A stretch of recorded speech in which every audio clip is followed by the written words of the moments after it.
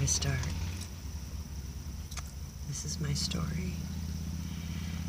I know I don't look pretty, and I know that I need to gain weight. I'm okay with that. I've been doing it my whole life. I've always been thin. Anyhow, my name is Tamee Marie Purdy.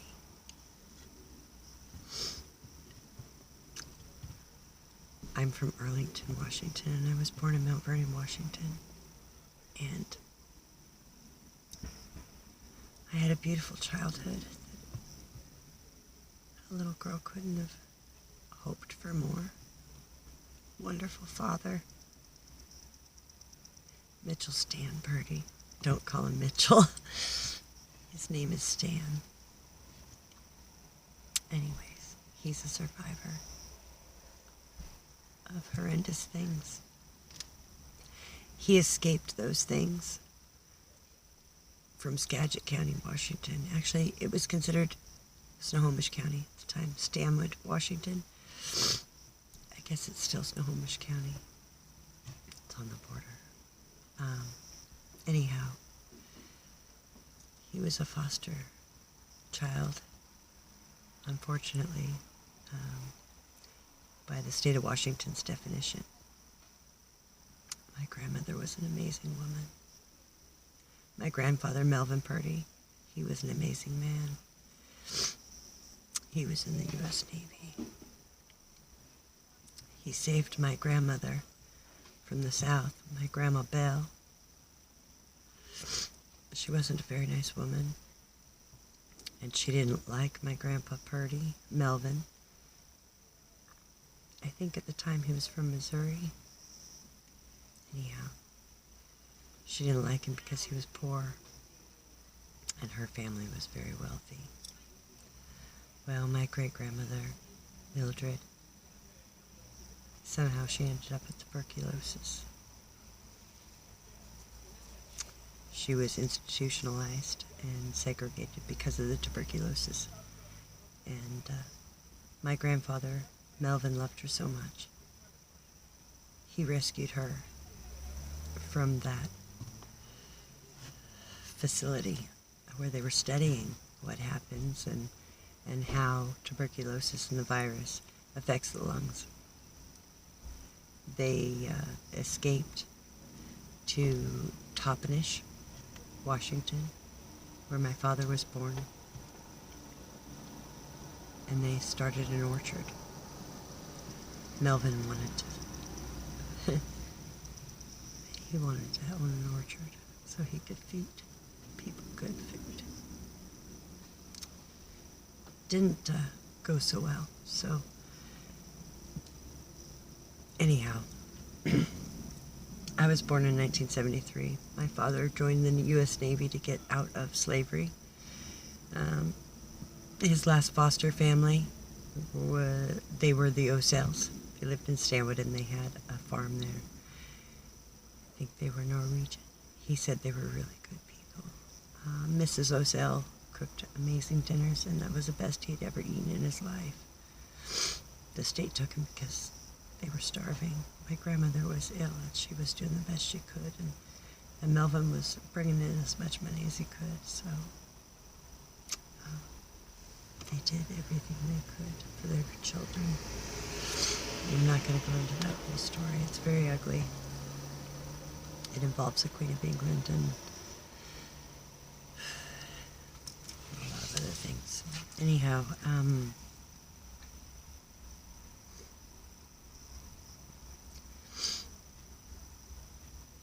when my dad was serving in Vietnam for the U.S. Navy on a supply ship,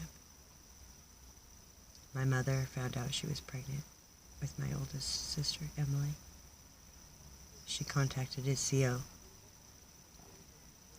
and he was shipped out of Nam and sent home, which was a beautiful thing. Thank God his CO was smart. My mother, well, anyhow.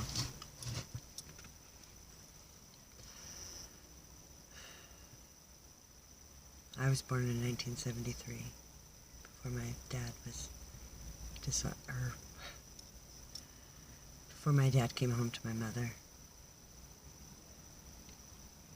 He fell in love with a Filipino woman when he was in the Navy. And he told me beautiful stories about her and how I may have a half-sibling in the Philippines. He told me a lot about the Philippines. I'm not going to get into all that either. Anyhow, I apologize. I have a lot of memories I'm going through. You see, I was born with a heart-shaped uterus and Tarlov disease. I have 2 cysts on my spinal cord, and I don't cry about it, and it doesn't bother me anymore. It's bothered me periodically throughout my life due to certain traumas that I've overcome. I was run over by a 1973 Suburban. I think it was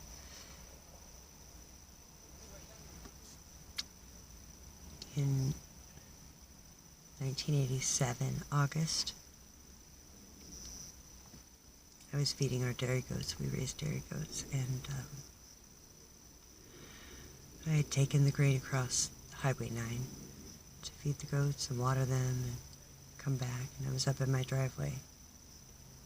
That's what the report says, and that's what I remember. I remember putting my left hand out and my signal on. It was a farm moped. It's a 5-gallon bucket, so I've never weighed very much. I needed the help. Anyhow, Mr. Watson was a drunk, an alcoholic, went to school with his daughter. And he was traveling down Highway 9, and they estimated he hit me at 65 miles an hour because of where my body stopped turning in the gravel and asphalt. He was scared, so he drove off. Our neighbor's grandmother called 911, called the police and the fire department, because at that time I don't think we had 911. And I was called in dead. I was dead for 48 minutes on the side of the road. There was a blood stain from my head and body wounds for 3.5 years. I survived that accident. Thank God. By the grace of God. I have some memories from that time period that I'm not going to get into as well. Anyhow, because of my heart-shaped uterus, I go into contractions at about 1.5, 2.5 months pregnancy, and I've lost 6 pregnancies, starting when I was 16. I had a boyfriend that was 24.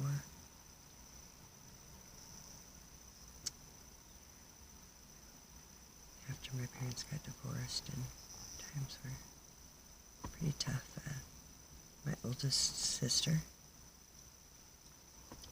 before my parents got divorced, it all kind of happened at the same time as the divorce, getting run over by a drunk with no insurance, and my mother having an affair again.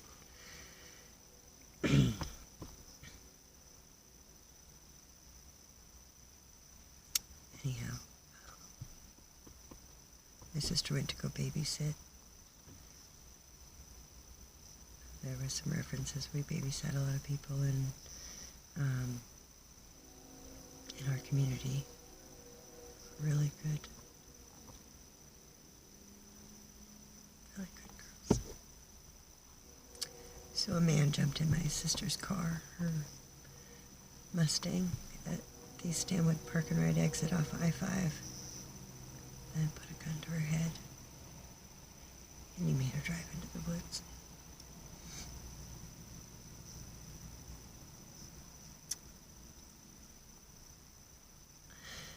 I didn't get into all that either, and so she ran nearly 5 months with one leg of her Levi's pretty much intact, one sleeve left of her shirt, That's the night that I drove my dad in his old Ford pickup truck, 3 on a tree. It's hard to reach the pedals. So, the police arrested a patsy that one of them had a vendetta against from high school in Arlington.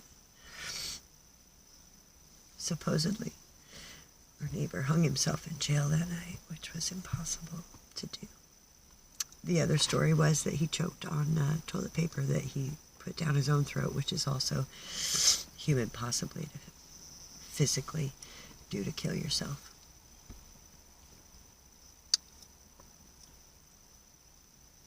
I moved away to New York. After New York to Denver. And then I moved back to Washington to start a family. I married a man that, I eventually, before my second child was born, I married a man that prides himself in telling me that his grandfather was a CIA assassin Nazi. I never met him and I don't know him. My husband also told me that he controls the weather with his emotions. And he was born on the dark side of the moon. He also tried to say I was it doesn't matter. Anyhow, I've tried to divorce this man for a long time. The scar on my chin. My jaw's been broken 2 places. I have missing teeth in the back of my mouth. They've happened for... I'm not going to get into it, but he found some divorce papers in 2008 after my daughter was born, and this all happened since. I tried to leave him December 2016, actually nicely ask him, please give me a divorce. Our kids deserve loving parents, and we don't love each other. But we love our children, and we can agree on that. We need to get a divorce. I'm his 3rd wife. He told me that he's not going to get divorced a 3rd time and lose a 3rd wife. He started telling me about his grandfather grabbing me by the ears and making me put my forehead to his and look him in the eyes, tell him that I loved him. And I didn't. What was the problem? I told him I didn't. It's okay.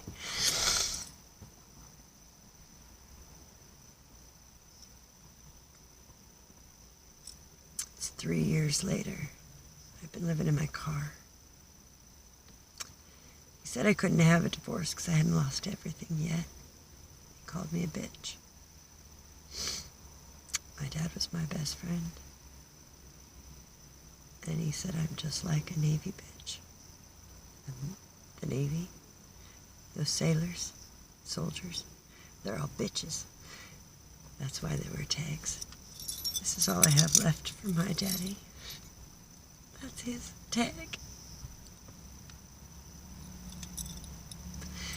I bought him this tag with the diamond cross for Christmas in 2014, and he kept it. Lynn Starr is one of my great friends from when I was just a little child. Her Plinkett uncle made this. He's an amazing silversmith. This is my tiger's eye. Reminds me of when I played basketball, because I started playing when I was, I think, 7, Boys and Girls Club. Taught me team playing. Met some great friends, Aaron Westby, Tracy Sutherland, Jasmine Helgeson, Becky. Oh my gosh, gosh, so many wonderful girls. Anyhow, I'm still not divorced, and I haven't seen or spoken with my children in 3 years, because if I do, I'll go to jail. Because my husband co-owns and works with the son, a Superior Court judge of Skagit County, in which I lived in and was born, Harry J. Fullman.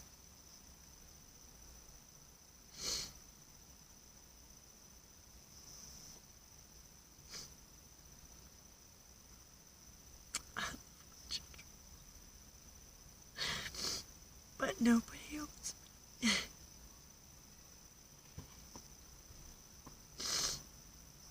I don't want to hurt my ex. My daughter's a daddy's girl, just like I was. I wish